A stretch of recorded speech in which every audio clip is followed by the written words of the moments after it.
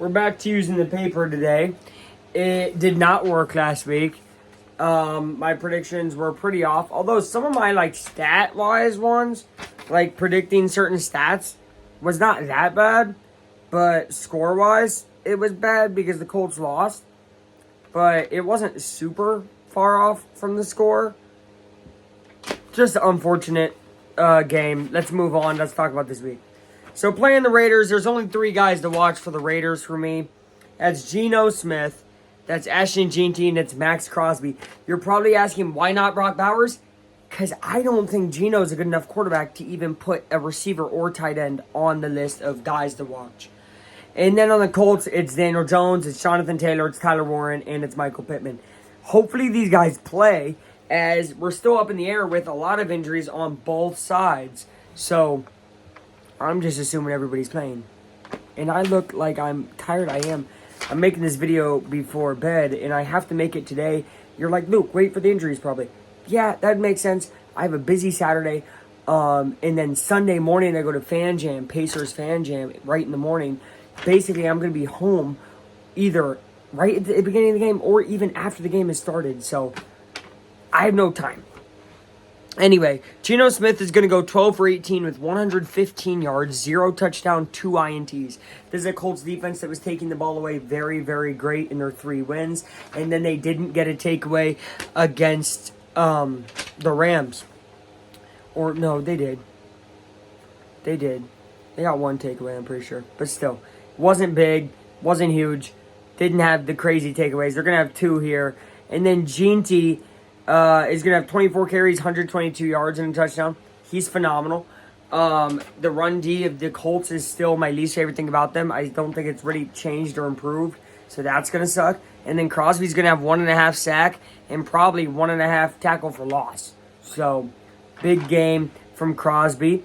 And, you know, with those stats right there, like, oh, Raiders really going to compete. I think the Colts offense comes back into form.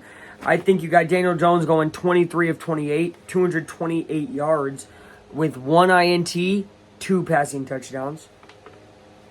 And I say that the INT is early, so it's a get-it-out-of-the-system thing.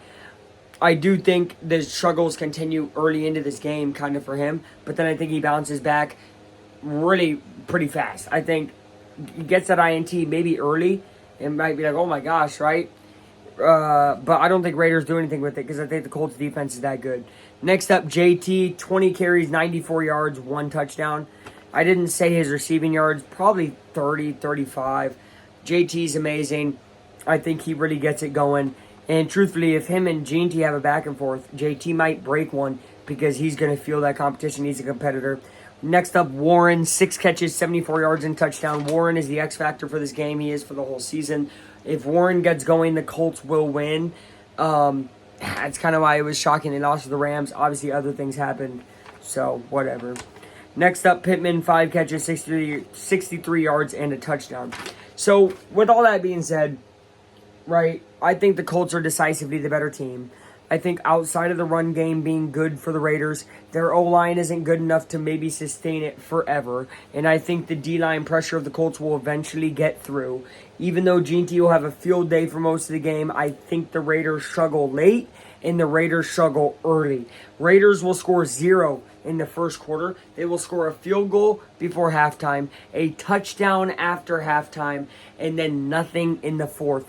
They score 10. I think the Colts come out with a touchdown later in the first quarter because, again, I think Jones throws a pick early. And then I think there's a field goal in the second quarter to make it 10-3 Indy. Coming out of the half, I don't know why I'm going to say I think they get the ball first, but I'm just saying I think they score first in the second half.